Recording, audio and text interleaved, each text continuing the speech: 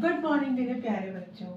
आज मैंने इस चैनल में मेरा मेन मोटो है रचना शैली टॉपिक में जो मॉडर्न के टॉपिक्स हैं आपके 2026 के पेपर के लिए जो आने वाले हैं उनको मैं कैसे आसान तरीके से आपको समझाऊं और उसमें जो भी इम्पोर्टेंट क्वेश्चंस हैं वो मैं आपको बताऊं।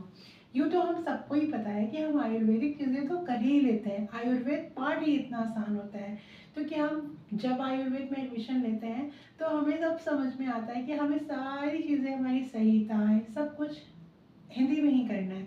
तो आयुर्वेद पढ़ना हमारे लिए आसान होता है, लेकिन वक्त के साथ ही इंग्लिश हमारे से पीछे छूटते जाती है।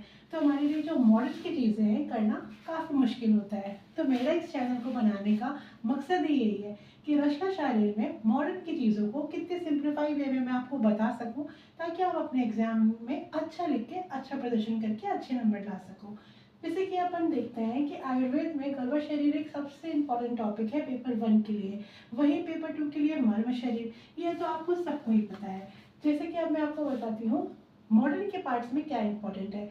गर्भ शरीर में फीटल का सर्कुलेशन बहुत इंपॉर्टेंट है, अम्बिलिकल कॉर्ड, स्पर्म ओवम के स्ट्रक्चर, फिर उसके बाद मसल्स के बाद जॉइंट्स है। पहले मैं ये एक्सप्लेन कर दूं, मसल्स से 4 नंबर की आती है।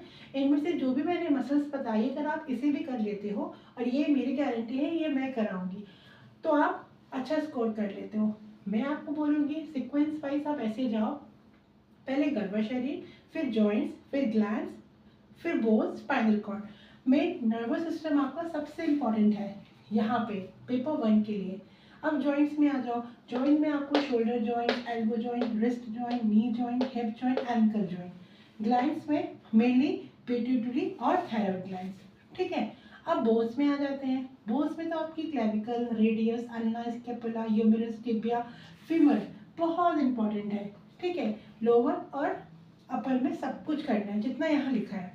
अब नर्वस सिस्टम में spinal cord, cerebrospinal fluid, brain की मेनिंजेस कैसी कवरिंग होती है, ड्यूरामेटर, पियामेटर, अरेक्नोइड जो हमने ऑलरेडी पढ़ा रखा है ना, सेरिबेलम, सेरिब्रम, प्लेक्सिस और क्रेनियल नर्व्स।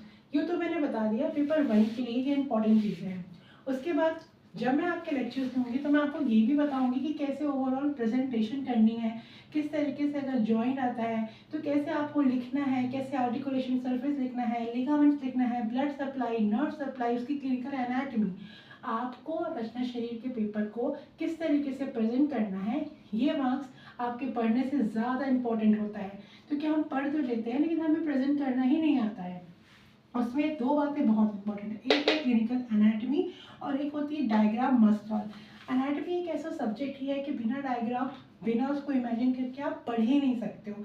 तो उसके लिए हमें एक सोच बनानी होती है, अपने माइंड में ये चीज़ याद रखनी होती है कि भाई ये एंटीरियर साइड है, ये पोस्टीरियर साइड है, ये लेटरल साइड है, ये सुपीरियर है, ये इन्फीरियर है। अगर आप ये भी चाहते हो कि मैं पहला लेक्चर इसी पर ही बना दूँ कि ये आइडेंटिफाई करना कि लेटरल क्या है, मीडियल क्या है, सुपीरियर क्या है, इन्फीरियर, क्योंकि अगर ये वर्ड्स आपको क्लियर नहीं होंगे तो आप एनाटॉमी पढ़ने में बहुत दिक्कत करेगी।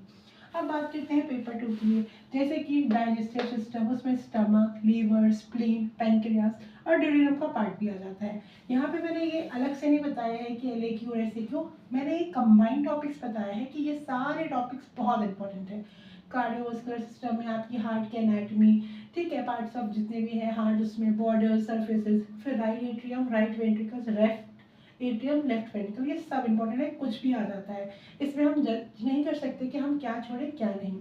सेंसरी ऑर्गन में वैसे तो 5 दिया है, पिछले बार आई आ चुका है तो चांसेस है इस बार ईयर आने के, बाकी ये तीनों करना है। यूरिनरी सिस्टम में है जिसको अपन रीनल सिस्टम भी कहते हैं, उसमें यूरेटर्स रिलेशन बताना है, एंटीरियर और पोस्टीरियर रिलेशन किडनी का बहुत बहुत इंपॉर्टेंट है, बहुत ईजी वे में मैं आपको समझाऊंगी।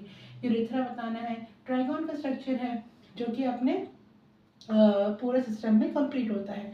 अब आता है रिप्रोडक्टिव सिस्टम, उसमें ligament of uterus, prostate gland, fallopian tube. उसी तरीके से लास्ट टॉपिक रेस्पिरेटरी सिस्टम, इसमें अपना प्लूरा, डिफरेंट बिटवीन बताना है लाइट लेफ्ट और राइट लंग्स में, ठीक है, थोड़ा गड़बड़ हो जाता है गाइस तो पहला पहला नहीं है तो होप सो आप मुझे हेल्प करें। फिर रूट्स ऑफ लंग्स, कार्टिलेज और डायफ्राम। सबसे इंपॉर्टेंट चीज़ इसमें यही है, मैं फिर रिवाइज करा रही हूँ, ये सारे टॉपिक्स बहुत इंपॉर्टेंट है, सबसे पहले अपन यही कवर करेंगे। आयुर्वेद की चीज़ें आप खुद कर लेते हो, मेरा मेन एजेंडा है मॉडर्न की चीज़ों को आसान तरीके से रिप्रेजेंट करना। और 1 बाई 1 मैं बोर्ड्स उठाऊंगी सबसे पहले, फिर मैं आपकी जॉइंट्स उठाऊंगी और मेरा सिर्फ यही है कि किस तरीके से आपके आंसर को प्रेजेंट करना है, कैसे लिखना है। होपफुली ये आपके लिए एक इम्पॉर्टेंट लेक्चर हो और मिलते हैं मेरे नेक्स्ट लेक्चर में। तब तक के लिए बाय।